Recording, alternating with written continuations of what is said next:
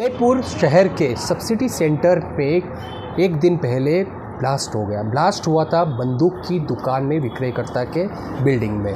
Blast इतना भयावह था कि जो बंदूक विक्रेता है उसका शव 20 से 30 फीट दूर जा गिरा था। 2 मौतें हो चुकी थी इसमें।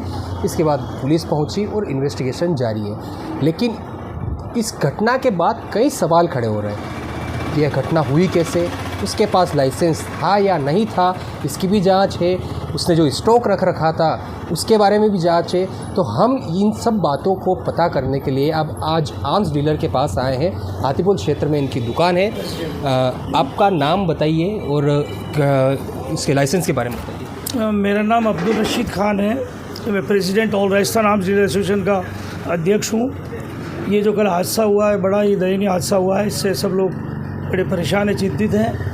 और हमारे ट्रेड पे एक ऐसी संभावना बन गई है कि कहीं हम कोई गलत काम तो नहीं करते हैं। हम लोग बड़े भयभीत भी हैं।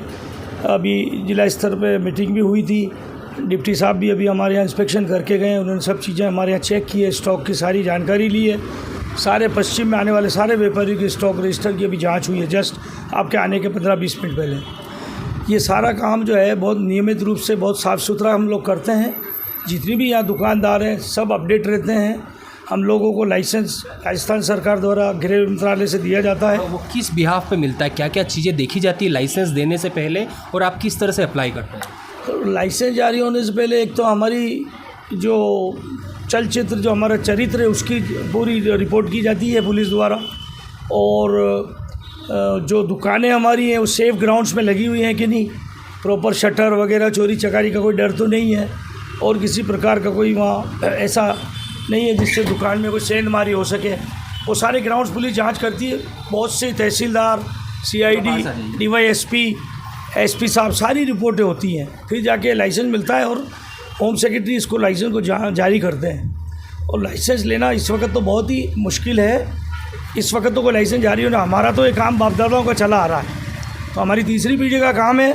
और आज तक कभी भी हमारे यहाँ किसी बंदूक वाले के कोई आर्म्स का मुकदमा नहीं हुआ। सबसे गंभीर बात तो ये सोचने लायक बात है। हमारी पीढ़ियाँ इसमें गुजर गई हैं और हम लोग सब नियम कायदे में काम करते हैं, और अब तक कोई आर्म्स एक्ट का किसी पे कोई मुकदमा नहीं बना। ये मान अल्लाह की बहुत मेहरबानी हम लोगों पे।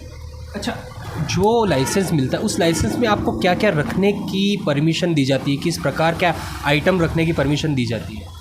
लाइसेंस जिस श्रेणी में हम मांगते हैं उस श्रेणी में उच्च अधिकारी उसकी जांच करवाते हैं। जैसे 12 बोर बंदूक और उसके कारतूस, राइफल्स, पिस्टल, रिवॉल्वर, उनके कारतूस, टोपीदार बंदूकें, उनका बारूद, टोपियाँ, उनसे संबंधित जितनी चीज़ें वो। और अभी हाल ही में मिनिस्ट्री ऑफ होम अफेयर्स 2016 में नया कानून आया है। उसके अंतर्गत जो हवाई बंदूकें होती थी, एयरगन और एयर पिस्टल, उनको बेचने के लिए किसी भी व्यक्ति के पास फॉर्म 8 में लाइसेंस होना अनिवार्य कर दिया गया है। इससे पहले 2016 से पहले लाइसेंस की आवश्यकता नहीं होती थी बेचने पर, परंतु अब जितने भी इस एयरगन के धंधे में लोग लगे हैं उनको पास लाइसेंस होना अनिवार्य कर दिया गया है।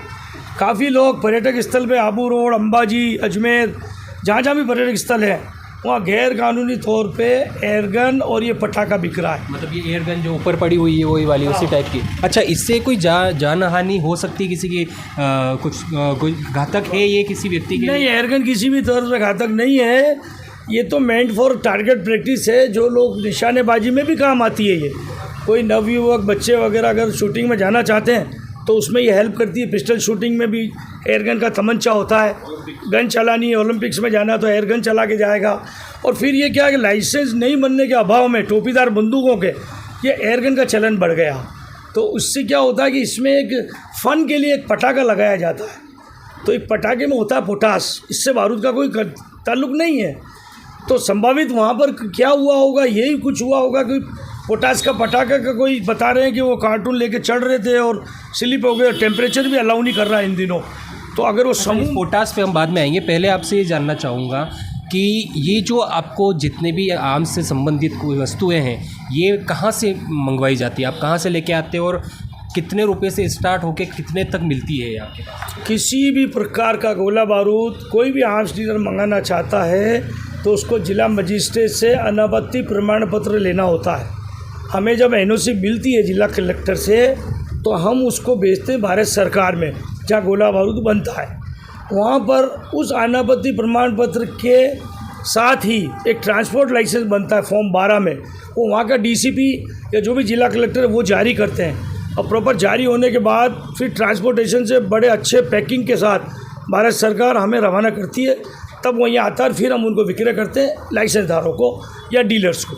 अच्छा, और कितने रुपए से कितने रुपए तक का स्टॉक रहता है, ये माल रहता है, अगर अपन कम से कम और ज़्यादा से ज़्यादा जाए तो? उसकी कोई सीमा नहीं है, वो आदमी की उसकी व्यापारिक उस पर है कि वो कितना रखता है बेचता है, वो उसके ऊपर है। अच्छा, अब आते हैं अब घटना पर। घटना में एक सीसीटीवी फुटेज आया है। सीसीटीवी फुटेज में दिखाई दे रहा है कि वो सीढ़ियों पर कुछ बॉक्स लेके चढ़ रहे हैं और उसके 10 से 15 सेकंड बाद ही धमाका होता है, धुआं निकलता है और 2 की मौत हो जाती है। तो कैसे हुआ ये कैसे हो सकता है? उनका भी गोदाम था, आर्म्स डीलर थे वो। चूँकि मैं प्रेसिडेंट हूँ, मुझे फ़ोन आया था मरने मृतक के बड़े भाई, छोटे भाई का, कि भाई आप यहाँ आओ और यहाँ ऐसा हादसा हो गया है। तो हम तुरंत वहाँ पहुँचे, हमारे काफ़ी लोग दुकानदार सब साथ गए। मैं रात को 10 बजे वहाँ आया हूँ। आईजी साहब, एसपी साहब, एडिशनल साहब, डिप्टी साहब, सारे थाने अधिकारी वहाँ मौजूद थे। मेरे से जो सहयोग चाहा, जो मैंने दिया उनको, सारी बंदूकों की डिटेल्स बनवाई, सारा माल उन्होंने लाइन में जमा किया।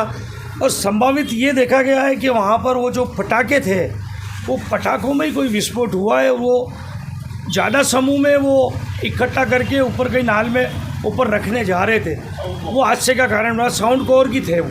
अच्छा, आपके पास ऐसी कोई वस्तु होती है क्या आर्म्स डीलर्स के पास में जो गिरने में फट जाती इस बड़ी तादाद? नहीं, आर्म्स डीलर इस तरह का कोई डीलिंग ही नहीं करता जो गिरने से फट जाया करता। हमारा काम तो सीधे सीधे बंदूकें बेचना, और छोटा मोटा बारूदी बंदूक का एक बारूद होता है, वो भी हम लाइसेंस पे बेचते हैं। तो फिर ये कैसे हुआ होगा? ये तो संभावित, मैंने बताया ना, ये कॉर्क जो साउंड कॉर्क होता है, वो व्यक्ति मेरे ख्याल से होलसेल का काम करता था साउंड कॉर्क का। तो उन्होंने स्टॉक ज़्यादा कर रखा था और स्टॉक को चढ़ाने उतारने में ये विस्फोट हुआ है। तो ये बात की पूरे लाइसेंस से लेकर ये घटना के कारण क्या रहे हैं। मामले में यह भी सामने आया कि गृह मंत्रालय से मृतक जो है लाइसेंसधारी आर्म्स डीलर, उनसे स्टॉक के लिए वॉन्ट्स भी रखी थी, स्टॉक के लिए मांगा भी था उनसे कि स्टॉक आपके पास कितना पड़ा है उसके बारे में जानकारी दीजिए। लेकिन बताया जा रहा है कि वो 2 बार मांगने के बाद भी जानकारी नहीं दी गई। इसके अलावा इन्होंने बताया कि किस तरह से वो घटना हो सकती है, क्योंकि इनके पास इस तरह का कोई सामान नहीं रहता है कि अचानक गिरने से या हाथ में कैरी करने के कारण फट जाए।